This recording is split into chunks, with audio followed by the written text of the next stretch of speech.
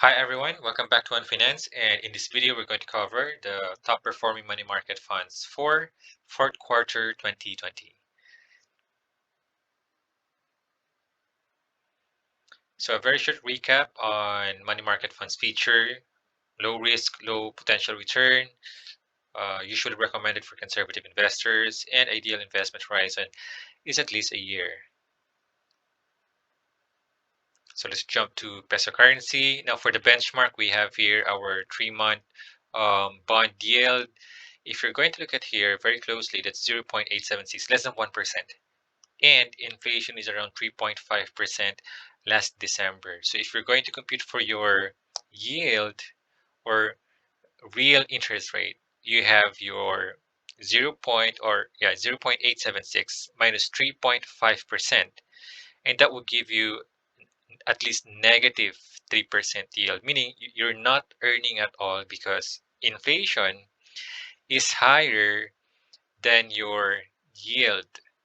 Okay, so that's why you have to diversify across assets, money market bonds, and later to stocks.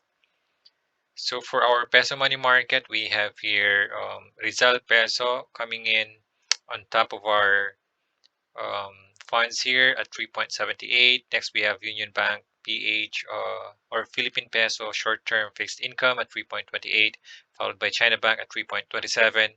We have here Peso Money Market Fund at 3.21, and lastly, ALFM Money Market Fund at 3.20%. Now, what if you have 100,000 and then you place it dito sa mga funds natin for a year? Now, let's say for Rizal Peso, that would give you around 3,780. For Union Bank fixed income, that would give you around 3,280. For China Bank short term, 3,270. For Peso Money Market, that's 3,210. And for ALFM Money Market, that's around 3,200. So let's try to examine Rizal Peso Money Market. So here we have minimum investment, only 5,000. Subscription or additional top up, that's 1,000. No holding period, so you can just easily pull out or redeem your investment anytime. And then trust fee is very affordable, only 0.178% per annum.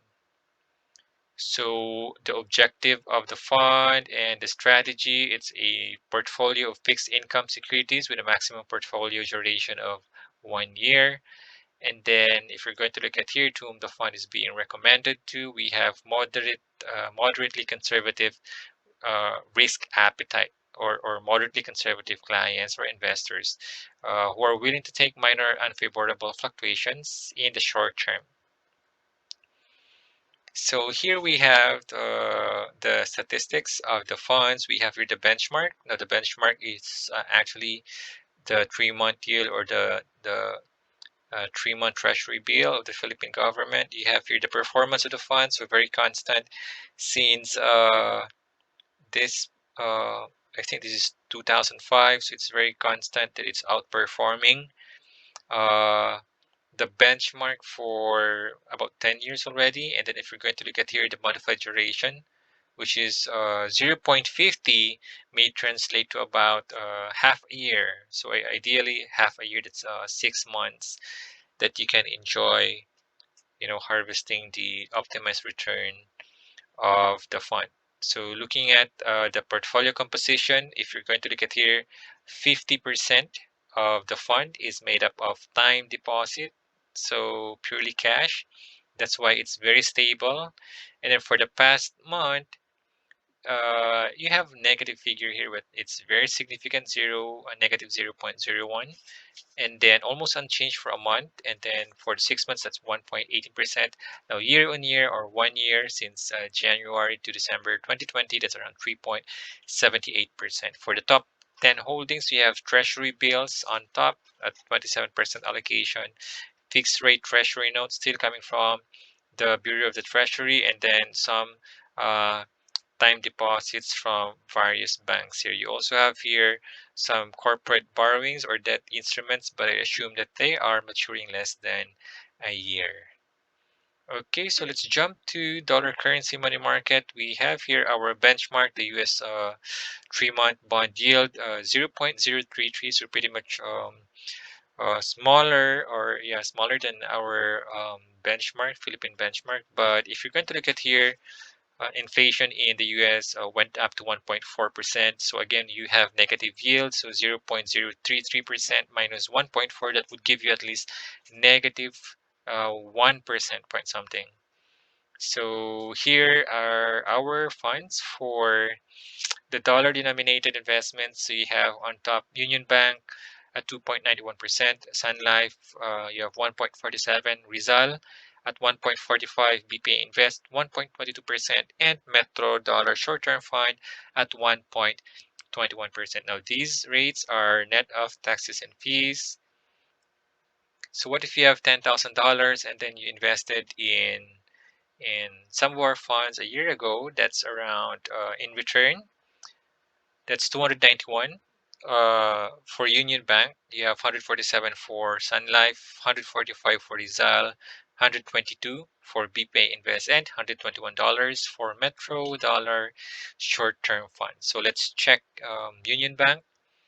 Here we have, I'm not sure about this one, additional investment not applicable, or maybe you can just add any amount. I'm not sure about that. So kindly um, seek the advice of your investment counselor, but the minimum investment is actually 1,000. So here our trust fee is 0.50, so pretty much a little bit expensive than our peso counterpart. And then our strategy here, higher yielding liquid outlet for short-term transactions or transactional USD funds.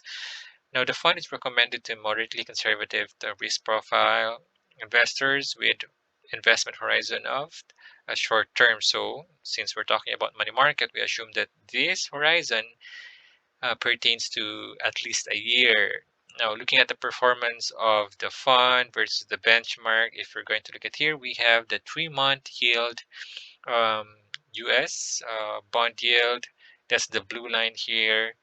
So here, this is actually the impact of COVID-19 when we had our lockdowns. So try to look at that. The fund here completely underperformed versus the benchmark, but it tries to recover right after May or middle of May and June, and then from there, it consistently outperforming the benchmark until December 2020. So our weighted average duration is 0.50, so that would translate to around 6 months.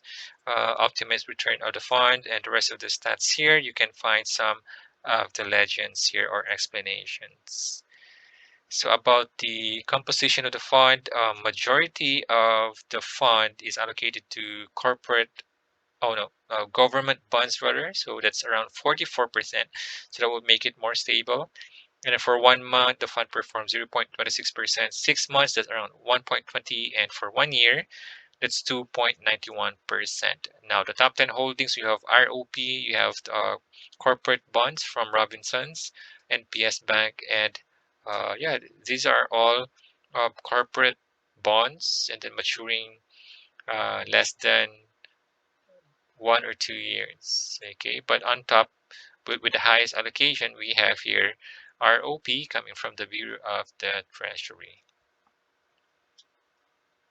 So that's it for our money market funds. Stay tuned for our bond and equities funds, and these are our sources.